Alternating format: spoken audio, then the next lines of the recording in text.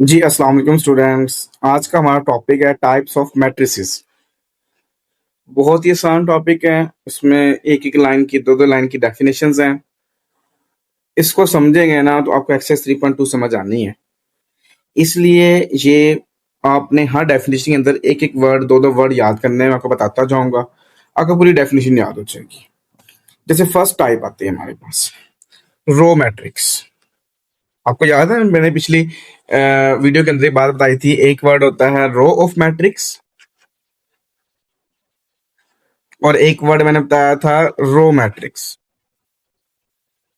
मैंने उसमें डिटेल में बात की थी उस टाइम पे कि जो रो ऑफ मैट्रिक्स होता है, इसका मतलब जो मैट्रिक्स है ना उसकी रो क्या होती है, और जो रो मैट्रिक्स है ना ये उसकी टाइप है। याद आई बात आपको? तो इसलिए आप इसको अच्छे से समझिएगा बात को। रो मैट्रिक्स क्या होता है? एक ऐसा मैट्रिक्स, शब्द अल्फाज बयान कर रहा हूं, एक ऐसा मैट्रिक्स जिसमें सिर्फ एक रो होगी। ये चीज याद करनी है, वन रो। कॉलम जितने मर्जी हो उससे हमारा कंसर्न ही नहीं है। हमारा कंसर्न किससे है जी? रो से। जैसे मैं एग्जांपल देता हूँ, देखिए मेरे पास है जी 1 2 3 4। इसमें आप देखें तो ये एक ही रो बनती है। कॉलम की बात करते हैं तो यहां पर मेरे पास ये एक कॉलम बनता है, ये दो, ये तीन, ये चार। तो मैंने अभी आपसे कहा कि मुझे उससे कंसर्न नहीं है। जब भी रो मैट्रिक्स आपसे पूछा जाएगा ना, बस आपने एक चीज नोट कर लेनी है कि ऐसा मैट्रिक्स जिसमें एक रो हो। A matrix having only one row is called a row matrix. Examples दी हुई हैं, बेशुमार दी हुई हैं। ये एक एग्जांपल है, फिर बी है, सी है, जो मर्जी लिख दें। अच्छा, एक चीज माइंड में रखिएगा हमेशा से, जब भी डेफिनेशन लिखनी वो क्वेश्चन में पूछे या ना पूछे, आपने एग्जाम्पल उसकी लाजमी लिखनी है। ठीक होगी बात बेटा? आगे चलते हैं, कॉलम मैट्रिक्स बिल्कुल सेम वही चीज। ऐसा मैट्रिक्स जिसके अंदर एक कॉलम होगा, सिंगल कॉलम। अ कॉलम होगा एक, यानी कि अ matrix having only one column is called column matrix.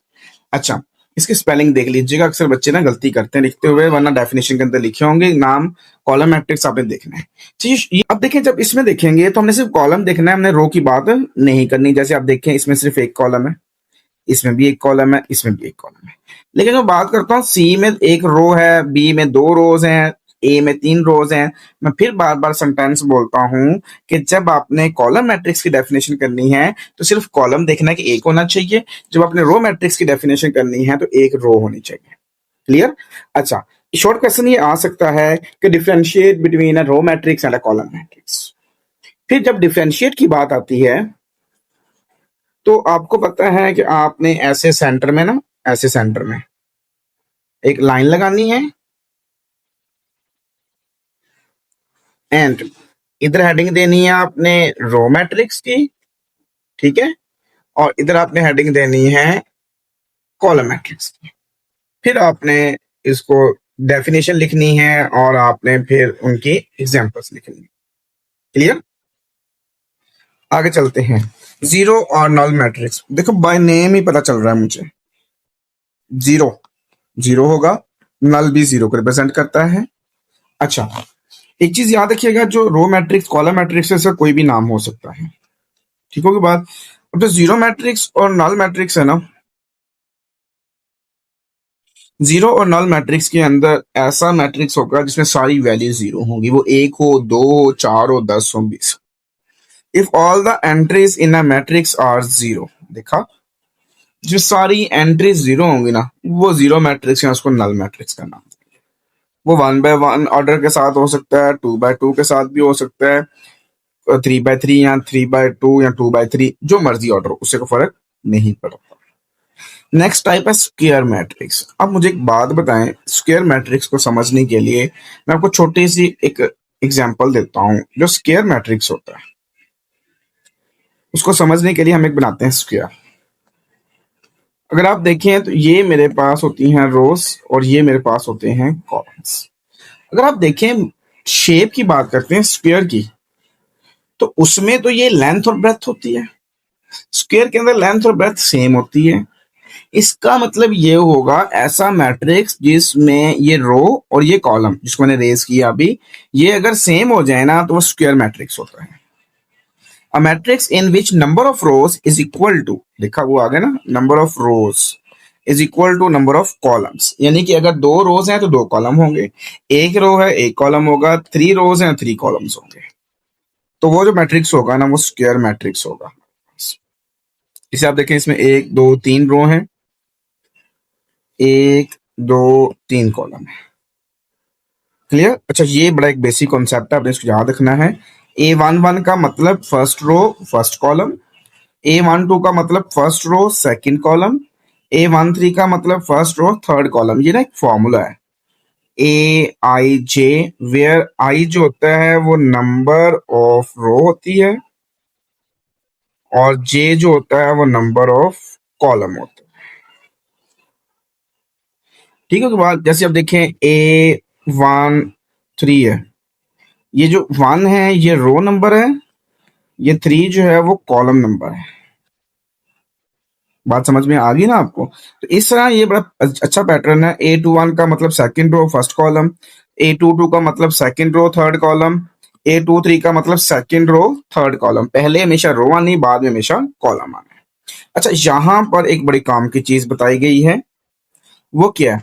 कहता है कि A11 A22 A33, यानी कि ये जो वैल्यूज हैं जिनको मैंने भी कलर किया है, और called entries of principal diagonal या मेन डायगोनल और लीडिंग डायगोनल। एज ऑब्जेक्टिव भी याद रखना आपने इसको, 3 नाम है इसके। इसको हम प्रिंसिपल डायगोनल का नाम देते हैं, मेन डायगोनल का नाम देते हैं और लीडिंग डायगोनल का भी नाम देते हैं। क्लियर होगी बात यहां तक? नेक्स्ट मेरे पास है जी रेक्टेंगुलर मैट्रिक्स। रेक्टेंगुलर से मुराद रेक्टेंगल होता है जिसमें लेंथ और ब्रेथ सेम नहीं होती। इसका मतलब इसे नंबर ऑफ रोज और नंबर ऑफ कॉलम सेम नहीं होंगे। तो कहता है कि number of rows and number of columns in a matrix are not equal. मतलब अगर एक रो है ना तो एक कॉलम नहीं होगा, उस यहाँ से कम ज्यादा होगा। 2 रो है, 2 कॉलम नहीं हो सकते, उससे कम होंगे या उससे ज्यादा होंगे। जैसे ये देखें, इसमें 1 रो 2 कॉलम है, इसमें 2 रो 1 कॉलम है, 2 रो 3 कॉलम है। तो यहाँ पर ये शॉर्ट क्वेश्चन भी आ सकता है, differentiate between a square matrix and rectangular matrix. Square matrix वो होता है इसमें रोज और कॉलम्स की तादाद सेम होती है, और रेक्टेंगुलर वो होता है इसमें रोज और कॉलम की तादाद सेम नहीं होती। अगली डेफिनेशन आती है हमारे पास डायगोनल मैट्रिक्स। डायगोनल मैट्रिक्स क्या होता है? डायगोनल मैट्रिक्स को समझने के लिए ना आपको मैंने बहुत पीछे डिटेल में चैप्टर नंबर 2 के अंदर भी एटलीस्ट का एक वर्ड समझाया था। कहता है स्क्वायर मैट्रिक्स। अच्छा, इसके लिए कंडीशन है कि स्क्वायर मैट्रिक्स होना चाहिए, मतलब कि जो स्क्वायर मैट्रिक्स होंगे ना उसी के ऊपर डायगोनल मैट्रिक्स की डेफिनेशन अप्लाई होती है, रेक्टेंगल के ऊपर अप्लाई नहीं होती। अब स्क्वायर क्या था? स्क्वायर वो था जिसके अंदर रोज और कॉलम की तादाद सेम होती है, number of rows is equal to number of columns. अच्छा, कहता है इज कॉल्ड डायगोनल मैट्रिक्स। वो डायगोनल मैट्रिक्स होगा if at least any one of the elements in main diagonal. अब मेन डायगोनल क्या था? मेन डायगोनल मैंने बताया था जिसमें रो और कॉलम का नंबर सेम होता है, जैसे 1 1 2 2 3 3, जैसे मैंने हाईलाइट किया ग्रीन से 2 3 4, ये मेन डायगोनल्स है। इसकी एंट्री जितनी भी हैं, अगर 2 वैल्यूज हैं, 3 वैल्यूज हैं, 4 वैल्यूज हैं, 5 वैल्यूज हैं, जितनी भी हैं उनमें से कम एक वैल्यू, ज्यादा भी हो सकती है, एक वैल्यू ऐसा हो जो नॉन जीरो हो। देखो एग्जाम्पल दे रहा हूं, ये दिया हुआ है 2 3 4, ये तीनों नॉन जीरो हैं। इसमें इसमें देखें जरा इसको समझने के लिए, इसका मेन डायगोनल कौन सा बनता है? ये 2, ये 0 और 0, 3 वैल्यूज आती हैं इसमें। इनमें से एक वैल्यू नॉन जीरो है ना, ये भी ठीक है, 2 भी हो सकती हैं, 3 भी हो सकती हैं, जितनी मर्जी हो, कम से कम एक लाजमी नॉन जीरो होनी चाहिए। क्लियर? और दूसरी कंडीशन ये है कि and non diagonal entries. Basically यहाँ पर वर्ड कुछ और यूज होना चाहिए था, लेकिन चले क्लास की हद तक ना, क्लास 10th की हद तक मैं बयान कर देता हूँ। ये हमारा नॉन डायगोनल है, वरना ये मेन डायगोनल और सेकेंडरी डायगोनल होता है बेसिकली। तो खैर मैं भी उसकी बात नहीं कर रहा हूँ, आपकी क्लास में नॉन डायगोनल का वर्ड यूज हुआ है तो मैं नॉन डायगोनल ही रहने देता हूँ, ठीक है। Non diagonal elements are zero, मतलब कि जो डायगोनल के अलावा, मेन डायगोनल के अलावा जितनी वैल्यूज हैं सारी जीरो होनी चाहिए। जैसे आप देख सकते हैं ये 0 है और ये 0 है। इसमें देखें तो मेन डायगोनल हमारा 2 और 3 है, और बाकी जो वैल्यूज हैं सारी जीरो। तो ये जो डेफिनेशन बनती है बेसिकली डायगोनल मैट्रिक्स की डेफिनेशन है। अच्छा, आगे जितनी टाइप्स है ना वो डायगोनल के ऊपर है। जैसे कि हमारे पास है स्केलर। देखिए तो डेफिनेशन के अंदर सबसे पहला वर्ड उसने ये लिखा है अ डायगोनल मैट्रिक्स। अच्छा, अब डायगोनल मैट्रिक्स की डेफिनेशन ट्रू होगी ना तो फिर स्केलर की बात हो। अब डायगोनल के अंदर दो चीजें याद थी हमें। एक था डायगोनल हमारे पास वो मैट्रिक्स होता था जो स्क्वायर होता है। दूसरा जो मेन डायगोनल होता है उसमें कम से कम एक वैल्यू नॉन जीरो होनी चाहिए। नॉन जीरो से मुराद है जीरो ना हो, जो मर्जी हो। दूसरी चीज, बाकी सारी वैल्यू जो मेन डायगोनल का वैल्यू सारी जीरो होनी चाहिए थी। अब ये डायगोनल कंडीशन होगी। Is called scalar. अब वो स्केलर कब होगा? If all the entries in main diagonals are same and non zero. तो मेन डायगोनल के अंदर सारी वैल्यू सेम हो या सारी टू टू हो, थ्री थ्री हो, फोर फोर हो, रियल नंबर्स कोई भी हो सकते हैं, लेकिन वो जीरो नहीं हो सकती। वन वन भी आ सकती है, लेकिन वन वन आगे कैटेगरी में आता है, तो इसलिए यहां पे यूज नहीं कर पाता। यहां पर देखें, ये बड़ी एग्जाम्पल लिखी हुई है। सी जो है वो उसमें एक मैट्रिक्स है स्क्वायर रूट थ्री। इसका ऑर्डर वन बाय वन है, स्क्वायर मैट्रिक्स है। अच्छा, ये स्केलर भी है, ये डायगोनल भी है। क्लियर? तो दोनों तरह से आ सकता है। अब देखिए यहाँ पर मेन डायगोनल में फाइव फाइव सेम है, मेन डायगोनल में टू टू सेम है, बाकी सारा कुछ जीरो है। तो आपने एक एक एग्जाम्पल लिखनी है, जो आपका दिल करता है लिख सकते हैं। नेक्स्ट हमारे पास है जी डेफिनेशन आइडेंटिटी या यूनिट मैट्रिक्स। बता चुका हूं ऐसा स्केलर मैट्रिक्स। अच्छा, इसमें स्केलर मैट्रिक्स की डेफिनेशन होती है। क्या डेफिनेशन थी कि मेन डायगोनल सारी वैल्यू सेम हो और नॉन जीरो हो, और वो डायगोनल होगा। खैर, डायगोनल मैट्रिक्स की कंडीशन अप्लाई कर दी हमने। इस कॉल्ड आइडेंटिटी या यूनिट कब होंगी? जब all its main diagonal entries are one, जब सारी वन होंगे, डायगोनल वन होंगे। अच्छा, यहां देखें उसने आई वन लिखा हुआ। आई वन का मतलब है आइडेंटिटी वन, जिसका ऑर्डर वन बाय वन होगा। आई टू का मतलब आइडेंटिटी नंबर टू, जिसका ऑर्डर टू बाय टू होगा। आई थ्री का मतलब आइडेंटिटी नंबर थ्री, जिसका ऑर्डर थ्री बाय थ्री होगा। अब देखिए जो बात मैं बता रहा हूं ना, यहाँ रिमेंबर के अंदर जरा नोट करें बात क्या लिखी हुई है। कहता है scalar matrix and identity matrix, ये दोनों डायगोनल है क्योंकि डायगोनल से डेरिवेशन की गई इनकी। But all diagonal matrices are not scalar and identity. जैसे आप देखें ये वाली एग्जांपल जिसपे मैं ये टिक कर रहा हूँ, ये डायगोनल है ना, लेकिन ना तो ये स्केलर है ना ये आइडेंटिटी है। स्केलर के लिए क्या होना चाहिए? डायगोनल एंट्री सारी सेम चाहिए, डिफरेंट है। आइडेंटिटी के लिए क्या होनी चाहिए? वन होनी चाहिए, वो वन नहीं है। तो इसलिए जो स्केलर और आइडेंटिटी है ना, वो हमारे पास डायगोनल हो सकती है, लेकिन जो डायगोनल है ना तो वो सारी की सारी डायगोनल्स की बात कर रहा है। कंडीशनल तो हो सकती है, लेकिन सारी ना स्केलर हो सकती, ना वो आइडेंटिटी हो सकती है। ये थी हमारे पास टाइप्स ऑफ मैट्रिसेस की मुताबिक। आगे हमारे पास आता है कि अगर हमने किसी मैट्रिक्स का ट्रांसपोज लेना है। अच्छा, ट्रांसपोज के अंदर ना एक चीज आपने याद रखनी है, बड़ा एक वर्ड यूज होता है। वो क्या होता है जी? ट्रांसपोज का मतलब सिर्फ हमने इंटरचेंज करना होता है। किस तरह इंटरचेंज करते हैं? रोज को कॉलम में या कॉलम को रोज में, interchanging rows and columns.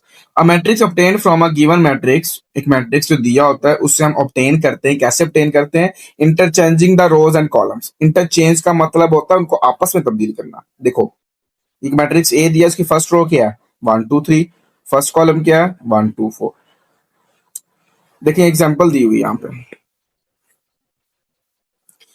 A matrix दिया हुआ है, फर्स्ट रो क्या है? One two four. First column क्या है? One two four. लेकिन यहाँ पे टी लगा हुआ है, ट्रांसपोज to रिप्रेजेंट कर। ठीक है, क्योंकि इसमें लिखा हुआ if matrix A then it transpose is represented by A transpose. First row थी, उसको फर्स्ट कॉलम बना दिया। फिर सेकंड रो थी 805, उसको कॉलम बना। जिस तरह मर्जी सॉल्व कर लें, आंसर सेम आना है। बस आपने ये चीज याद करनी है कि यहाँ मैं काम कर सकता हूँ, रोज को कॉलम बना दूं, या ऑप्शन है मेरे पास कॉलम से रोज बना लूं, आंसर सेम आना। जैसे मैं आपको एग्जांपल देता हूँ, ये मैंने रोज से कॉलम बताया ना आपको। अब मैं ए मैट्रिक्स है, उसका फर्स्ट कॉलम क्या है? वन एट, उसको रो बना लिया। सेकंड कॉलम टू जीरो, उसको रो बना लिया। थर्ड कॉलम फोर फाइव, उसको रो बना लिया। आप चेक कर सकते हैं, ये वो बन गया। ठीक है, तो जैसे मर्जी इसको सॉल्व करें, आंसर आपका सेम आना होता है। नेक्स्ट हमारे पास आता है सिमेट्रिक। हाँ, क्या बात है जी, सिमेट्रिक कहता है कि हमारे पास ऐसा मैट्रिक्स होगा कि उसका मैं ट्रांसपोज लूं और वही आंसर आ जाए, जैसे ये लिखा हुआ है स्क्वायर मैट्रिक्स। अच्छा, ये है स्क्वायर मैट्रिक्स होना, खैर ये भी याद रखिएगा। Is called a symmetric if it equal to its transpose, यानी ऐसा मैट्रिक्स जो अपने ट्रांसपोज के ही इक्वल हो। जैसे आप देखें, मैं आपको एक और एग्जांपल देता हूँ। ये ए मैट्रिक्स है जी, 1 2 2 4। इसका मैं ट्रांसपोज लेता हूँ, उसमें मुझे फर्स्ट रो बताएं क्या दी है। फर्स्ट रो 1 2 है ना, तो मैंने इसको फर्स्ट कॉलम में लिख लिया। सेकंड रो क्या है, 2 4 है ना, तो ये 2 4 आ गया। आप देख सकते हैं फिर भी सेम ही आया। तो ये बन गया मेरे पास इसका सिमेट्रिक मैट्रिक्स होता है। अब याद करना पड़ेगा आपको कि सिमेट्रिक मैट्रिक्स चेक करना हो कि है या नहीं है। मतलब क्या है, आप इसका ट्रांसपोज लेना है और देखना है उसका आंसर वही आ रहा है जो क्वेश्चन है। अगर वही आ रहा है ना तो फिर सिमेट्रिक है। अगर वो नहीं आ रहा, वैल्यूज चेंज होगी, जो पहले नंबर पे वहां कुछ और है, यहाँ पे कुछ और है, वहां पे कुछ और आ रही है, तो फिर वो सिमेट्रिक नहीं है। मैं एग्जांपल देता हूँ आपको। मैं बस ना एक मैट्रिक्स ले लेता हूँ, 1 2 3 4। इसका मैं ट्रांसपोज लेता हूँ। फर्स्ट रो क्या है जी, 1 2, फर्स्ट कॉलम। सेकंड रो क्या है, 3 4, सेकंड कॉलम। अब नोट करें जरा, फर्स्ट पे 1 है जी, 1 है, इधर 2 है, इधर 3 है, सेम नहीं है ना, तो इसका मतलब ये सिमेट्रिक नहीं। क्लियर? आगे चलते हैं हम।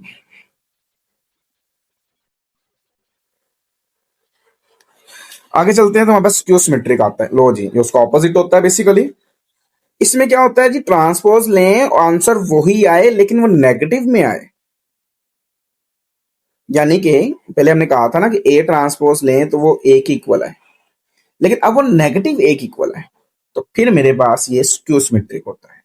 जैसे उसने एग्जांपल ये दी हुई, देखें जरा, 0 - 5, फिर 5 0 ट्रांसपोज लिया, तो ये मेरे पास आ गया। लेकिन अब यहाँ पे नोट करें, यहाँ पे 5 है और यहाँ पे -5 है, फिर यहाँ -5 और यहाँ पे 5 है, तो इसमें से माइनस कॉमन ले लेंगे तो फिर ये -b की इक्वल है। देखें, जब इसमें से माइनस कॉमन लिया तो ये 0, ये -5, ये प्लस का 5 हो जाएगा, ये 0। चेक कर लें, ये बन गया ना आपके पास ये वाला मैट्रिक्स जो क्वेश्चन था, दोबारा बन गया। मैं आपको एग्जांपल सिखाता हूँ 3x3 ऑर्डर की, कि सिमेट्रिक की 3x3 ऑर्डर कैसे बना सकते हैं और स्क्यू सिमेट्रिक में 3x3 ऑर्डर कैसे बना सकते हैं। ये अक्सर बच्चों को कंफ्यूजन रहती है। तो पहली मैं एग्जांपल बना रहा हूँ जनाब सिमेट्रिक की। आपने क्या करना है, आपने सिमेट्रिक के अंदर जो फर्स्ट, जैसे मैं लिख रहा हूँ वैसे लिखना है आपने, ठीक है।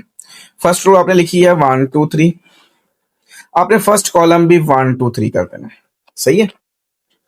सेकंड रो आपने लिखी है जी 5 और 6, आपने उसके नीचे भी 6 कर देना है। यानी कि ये यहाँ पर जो डायगोनल एंट्रीज है ना, जैसे यहाँ मैं लेता हूँ 7, डायगोनल एंट्रीज आपने, जिसे मेन डायगोनल एंट्रीज कहते हैं, अपनी मर्जी से ले लेनी है, ठीक है। उसके साथ जो आपने लिखना है 1 के साथ, वो आपने 1 के नीचे लिखना है। फिर आपने जो 5 के साथ लिखना है वो 5 के नीचे लिखना है। क्लियर होगी बात? अब आते हैं कि हमने जब स्क्यू सिमेट्री की एग्जांपल लेनी है, अब इसका ट्रांसपोज लेंगे, आंसर वही आना है। जब आप किसकी एग्जांपल ले रहे हैं बेटा, स्क्यू सिमेट्री की, वो बड़ा आसान सा काम है। देखें, उसमें आपने जो डायगोनल एंट्रीज है ना वो 0 लेनी है, मेन डायगोनल एंट्रीज। देखो की बात। अब आपने क्या करना है, यहां आपने लिखा है -1 -2, यहां आप लिखेंगे +1 +2। वैल्यूज वही हैं, सिर्फ साइन चेंज है, ऐसी है ना। अच्छा, अगर आप यहां लिखते हैं जी 3 प्लस का, तो यहां लिखेंगे आप 3 माइनस का, ये भी वही बात है, ये माइनस में और ये प्लस में। तो खैर कहानी सिर्फ ये थी, सिमेट्रिक के अंदर मेन डायगोनल में जो मर्जी आ सकता है और स्क्यू सिमेट्रिक के मेन डायगोनल में 0 आता है। फिर सिमेट्रिक के अंदर जो वैल्यू लेफ्ट साइड पे राइट साइड पे आती है वो वैल्यू उसके नीचे आएगी। स्क्यू सिमेट्रिक में वैल्यू वही नीचे आएगी जो राइट साइड पे होगी, लेकिन ऑपोजिट साइन के साथ आएगी। खैर, नेक्स्ट हमारे पास जो लास्ट इसकी टाइप आती है वो है नेगेटिव ऑफ अ मैट्रिक्स। किसी मैट्रिक्स का नेगेटिव कैसे निकालते हैं। द नेगेटिव का मतलब माइनस होता है और माइनस को मल्टीप्लाई करवाना होता है हर एक वैल्यू से। Simple words, the negative of matrix A is obtained by multiplying each of its elements, हर एक एलिमेंट को -1 से मल्टीप्लाई करवाते हैं। जैसे आप देखिए ए मैट्रिक्स दिया हुआ है 3 - 6 है, जब माइनस ए से मल्टीप्लाई कराएंगे तो प्लस का 3 जो है वो माइनस का 3 होगा और माइनस का 6 जो है वो प्लस का 6 होगा। खैर ये था हमारा टाइप्स ऑफ मैट्रिसेस के इंट्रोडक्शंस, डेफिनेशंस, और मैंने हर डेफिनेशन के अंदर एक एक वर्ड आपको सिखाने की कोशिश की है, क्योंकि डेफिनेशन को याद करने का बेस्ट सोल्यूशन यही है कि आप एक एक वर्ड याद करें और उसको सेंटेंस की फॉर्म में लिखें और एग्जाम्पल भी डिटेल में बयान करें। सो अगर आपको इससे रिलेटेड कोई क्वेश्चन हो तो आप कमेंट कर सकते हैं, इंशाल्लाह एज सुन एज पॉसिबल मैं आपको इसका जरूर रिस्पॉन्स करूंगा।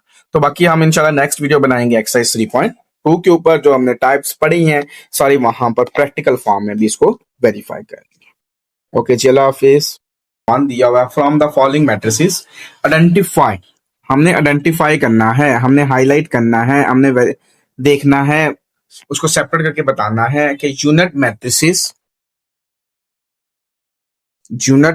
कौन से हैं, रो मैट्रिक्स कौन से हैं, इसमें कॉलम कौन कौन से हैं और नल कौन कौन से। पहले मैं इनको सबको दोबारा बता देता हूँ, चलिए आपको समझ आ जाए अच्छे से। पहली चीज है मेरे पास यहां पर यूनिट, दूसरा मेरे पास है यहां पर रो,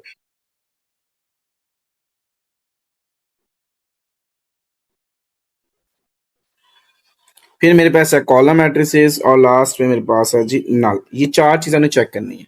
यूनिट वो होता था जिसमें जो डायगोनल एंट्रीज होती थी ना, डायगोनल एंट्रीज वो इज इक्वल टू 1 होनी चाहिए सारी की सारी। रो वो होता था जिसमें 1 रो होनी चाहिए। कॉलम वो होता था जिसमें 1 कॉलम होना चाहिए। नल वो होता था जिसमें ऑल एंट्रीज क्या होनी चाहिए थी, इज इक्वल टू 0 होनी चाहिए। तो लो जी, पहले तो हम इसको देखते हैं जी, इस यूनिट को, कि यूनिट कौन कौन से है। इसमें सारे 1 नहीं है। दूसरे में देखें तो 0 है, ये भी नहीं आ सकता। इधर देखें सी में ये 1 है और ये 1 है, डायगोनल एंट्रीज 1 है ना, तो ये यहाँ पर यूनिट मैट्रिक्स है। मैं यहाँ पे लिखता हूं कि ये यूनिट मैट्रिक्स। फिर यहाँ पे 0 0 ये नहीं आ सकता, यहाँ पे है नहीं, यहाँ पे है नहीं, इसका मतलब सिर्फ सी जो है ना वो यूनिट मैट्रिक्स है। अब रो, रो हमने कहा था जिसमें एक रो होती है, इसमें देखें तो एक ही रो है, तो ये आ गया मेरे पास रो मैट्रिक्स। इसमें भी एक रो है, तो ये भी आपके पास क्या आ गया, रो मैट्रिक्स। इसमें 2 है, सी में ये नहीं आ सकता, डी में भी 2 हैं, डी ई में 3 है, एफ में 3 है, तो ये बस 2 इसमें मैट्रिक्स ऐसे हैं जो रो मैट्रिक्स है। तीसरा था हमने चेक करना कॉलम। पहले में देखें तो 3 कॉलम है, एक होना चाहिए। दूसरे में 1 कॉलम है, तो ये आपके पास कॉलम मैट्रिक्स भी है। देखिए एक से ज्यादा कैटेगरी बन सकती है, मैं आपको बता चुका हूं ऑलरेडी। अब सी में देखें 2 कॉलम है, डी में 2 कॉलम है, ई में एक ही कॉलम है, तो ये भी कॉलम मैट्रिक्स बन चुका है। COLUMN column matrix. एफ में देखें तो इसमें भी 1 कॉलम है, तो ये भी कॉलम मैट्रिक्स बन गया मेरे पास। आगे देखते हैं कॉलम के बाद नल, जिसमें सारी 0 हो।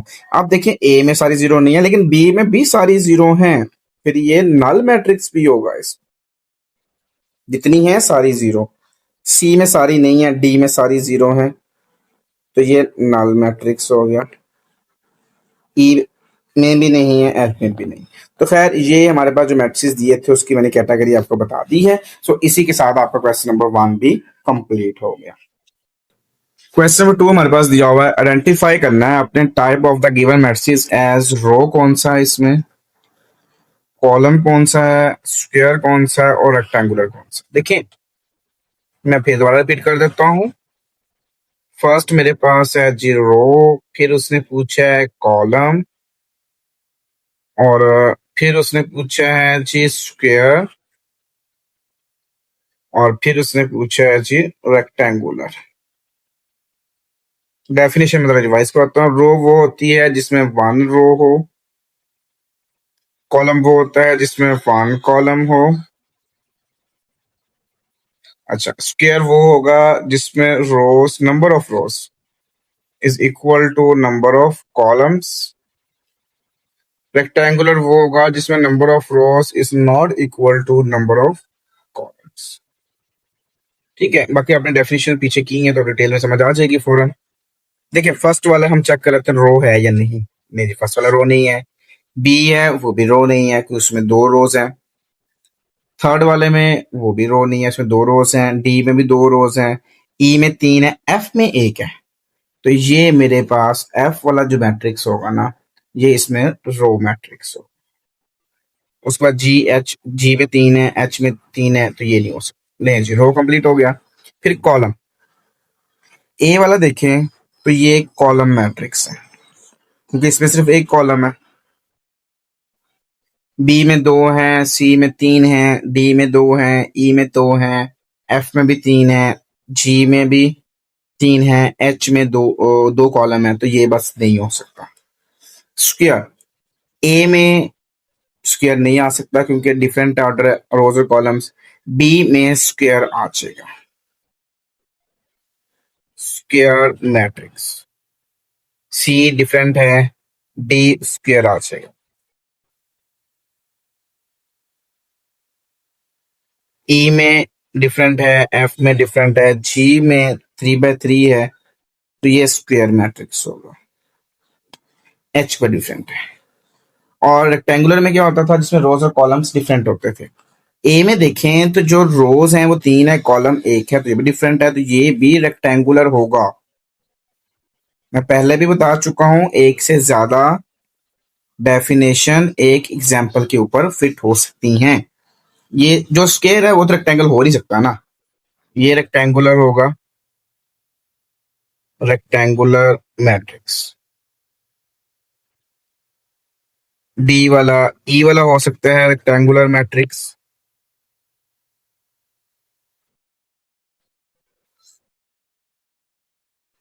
जी वाला नहीं हो सकता, एच वाला रेक्टेंगुलर मैट्रिक्स है क्योंकि इसमें तीन रोज हैं और दो इसमें कॉलम है। लेंज, ये सारे रोज, रो मैट्रिक्स, कॉलम मैट्रिक्स के रेक्टेंगुलर भी आइडेंटिफाई हो गए हैं। सो इसी के साथ आपका क्वेश्चन नंबर 2 भी कंप्लीट हो गया। क्वेश्चन नंबर 3 दिया हुआ, आपने आइडेंटिफाई करना है डायगोनल, स्केलर एंड यूनिट। पहली बात कर लेते हैं जनाब, ये डायगोनल। फिर है हमारे पास स्केलर, फिर मेरे पास था ये यूनिट। डायगोनल में क्या होता था जी, at least one main diagonal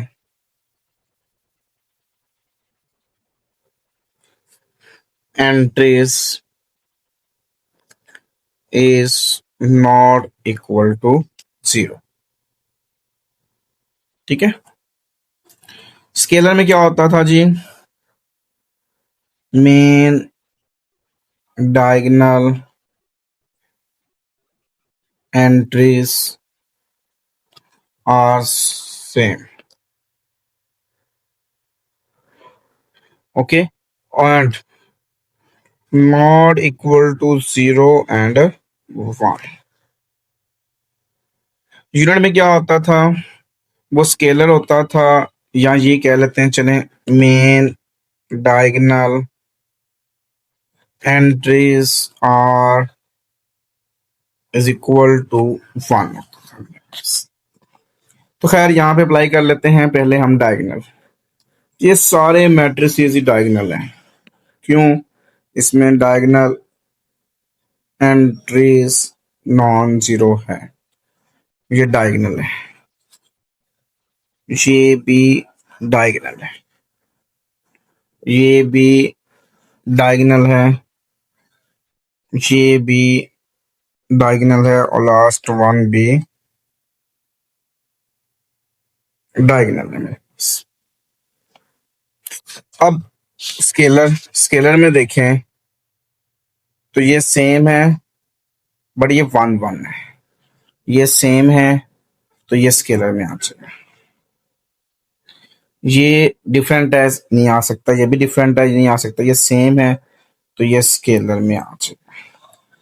अब जो ए है ना वो सिर्फ आपके साथ यूनिट होगा, बाकी इसमें कोई भी यूनिट मैट्रिक्स नहीं है। सो ये था क्वेश्चन नंबर 3 आपका, ये भी कंप्लीट हो गया। और मैं एक बात दोबारा रिपीट कर देता हूँ, मैंने एडवांस प्रॉपर्टीज के बारे में बात नहीं की आपसे, सिर्फ मैंने एज ऑब्जेक्टिव, क्योंकि क्वेश्चन नंबर 1 2 3 एज ऑब्जेक्टिव था, उस लिहाज से बात की। देखिए एग्जांपल के तौर पर अगर ये बी मैट्रिक्स आपके पास एज ऑब्जेक्टिव आ जाता है और पूछता है कौन सा मैट्रिक्स है, तो बेटा ये डायगोनल बी है और ये स्केलर बी है, तो इन दोनों में से जो ऑप्शंस अवेलेबल होगा आपने उसको टिक करते हैं। अगर सपोज दैट आपके पास डायगोनल का भी ऑप्शन है और स्केलर का भी ऑप्शन है, तो फिर इसमें आप स्केलर चूज करेंगे। उसकी रीजन क्या है? उसकी रीजन ये है कि डायगोनल से एडवांस प्रॉपर्टी जो है वो स्केलर की है। इस तरह से अगर ए मैट्रिक्स है, अगर आपके पास ऑप्शन आता है डायगोनल या यूनिट, मतलब कि एक ऑप्शन में हो दूसरा ऑप्शन हो ही ना, तो फिर ये डायगोनल है। अगर ये डायगोनल और यूनिट दोनों दिए हुए हैं तो फिर आप यूनिट चूज करेंगे। यूनिट क्यों चूज करेंगे? क्योंकि यहाँ पे यूनिट आइडेंटिटी, यानी यूनिट और आइडेंटिटी के जो मैट्रिक्स है उसकी प्रॉपर्टी ये एग्जिस्ट करती है जो कि डायगोनल से एडवांस बनती है। क्लियर होगी बातें? तो ये उस लिहाज से आपने इसको काम करना था। सो इसके साथ अब क्वेश्चन नंबर 3 भी कंप्लीट हो गया। क्वेश्चन नंबर 4 दिया हुआ, find the transpose of each of the following matrices. First part दिया जो कि ए है, जो कि 2 3 4 5 है, इसका हमने ट्रांसपोज निकालना है, तो हम निकालेंगे ए ट्रांसपोज, जिसमें जो वैल्यू दी हुई है इसके ऊपर भी हम ट्रांसपोज का सिंबल लगा लेंगे, यानी by taking transpose on both side.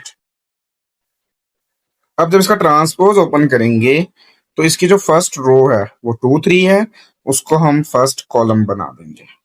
जो इसकी सेकंड रो है 4 5 है, उसको हम इसका सेकंड कॉलम बना देंगे। तो ये फाइंड होगा इसका ट्रांसपोज। बी पार्ट दिया हुआ है, इसमें भी सेम वही बात, by taking transpose on both side. ये आ गया 3 7 6, तो इसका हम लेंगे ट्रांसपोज। जब इसका ट्रांसपोज लेंगे तो आप देखें इसमें सिर्फ एक कॉलम है, तो ये एक रो बन जाएगी 3 7 और 6। मैंने एक बात की थी आपसे, रोज को कॉलम में कन्वर्ट कर लो या कॉलम को रोज में कन्वर्ट कर लो, एक ही बात है। पार्ट नंबर सी दिया हुआ है, जिसमें सिर्फ एक रो दी गई है, by taking transpose on both side 5 -2 and 4।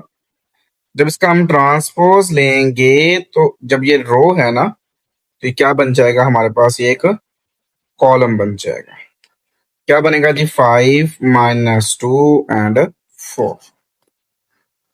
तो आपको ट्रांसपोज तो समझ आ चुका होगा मेरे ख्याल से। अब पार्ट नंबर डी दिया हुआ है, by taking transpose on both side 2 3 4 first column है, फिर 5 6 7 सेकंड कॉलम है, और इसके ऊपर हम लगा देंगे ट्रांसपोज। अब देखें ट्रांसपोज का मैंने बताया आपको हमने क्या करना होता है, रोज को कॉलम में या कॉलम को रोज में। तो मैं फर्स्ट रो देखता हूँ 2 5 है, उसको हम फर्स्ट कॉलम बना दिया। सेकंड रो 3 6 है, उसको हमने सेकंड कॉलम बना दिया। थर्ड रो 4 7 है, उसको हमने थर्ड कॉलम बना दिया। ये बेसिकली हमारे पास जो डी पार्ट किया था उसका ट्रांसपोज फाइंड हो गया, और इसी के साथ आपका क्वेश्चन नंबर 4 भी कंप्लीट हो गया। क्वेश्चन नंबर 5 दिया हुआ, find the negative of the following matrices. Minus निकालना है ए मैट्रिक्स दिया हुआ है, by taking negative sign on both side. ये आ जाएगा -3 0 5 6।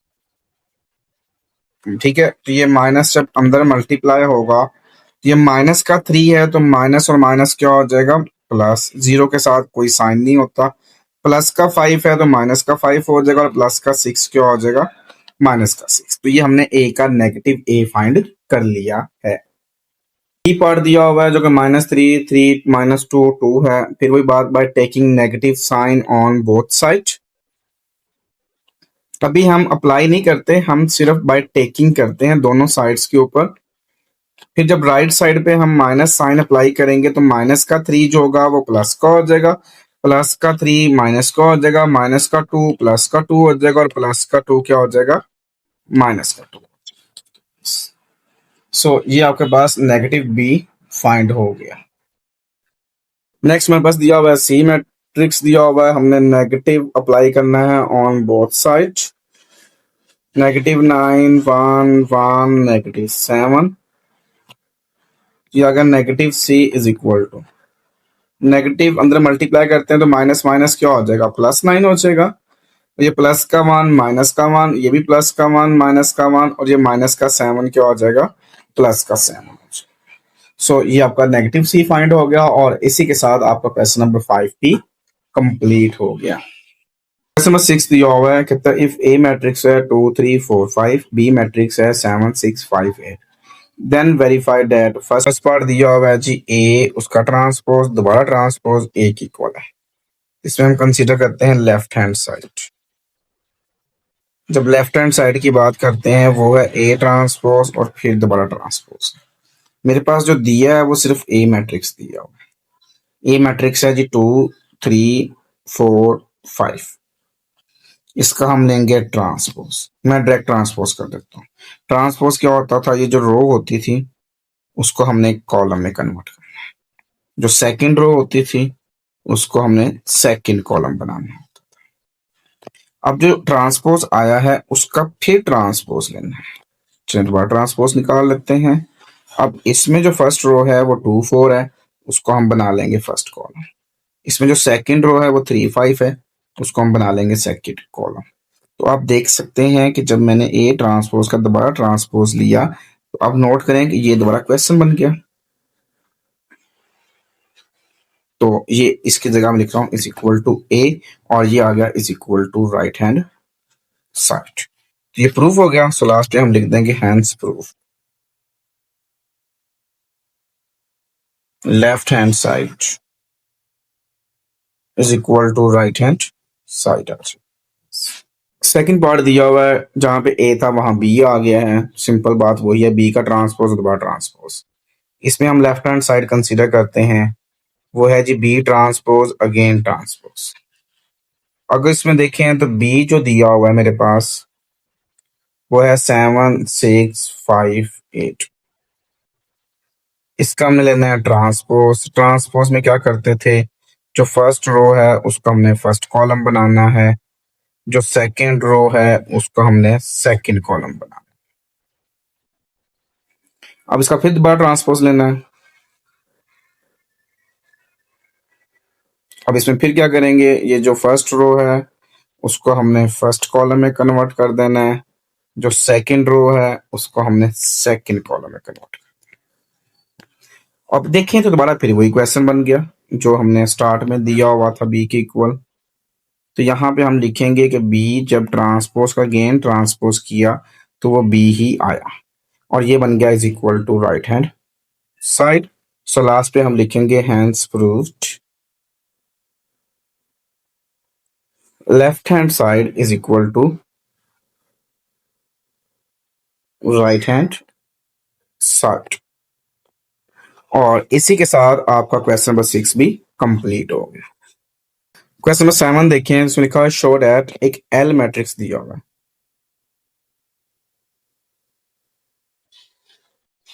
जिसमें फर्स्ट रो है जी 2 3 4, फिर है 3 -2 5 4 5 0।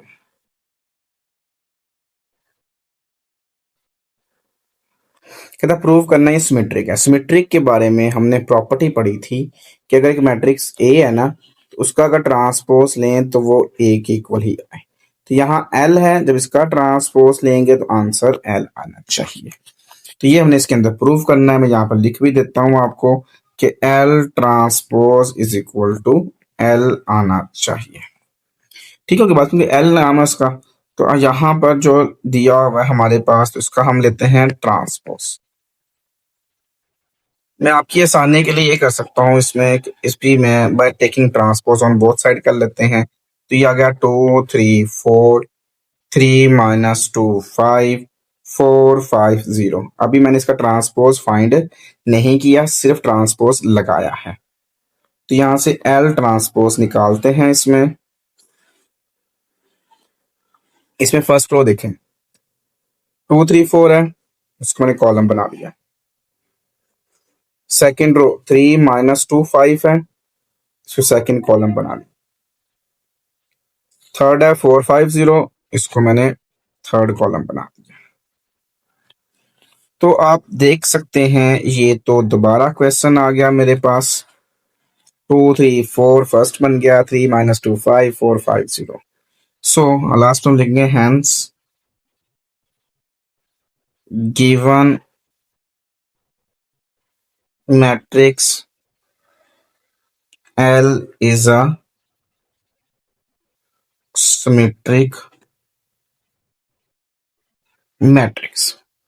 इसके साथ आपका क्वेश्चन नंबर 7 भी कंप्लीट होगा और साथ आपके एक्सरसाइज 3.2 भी कंप्लीट हो गई।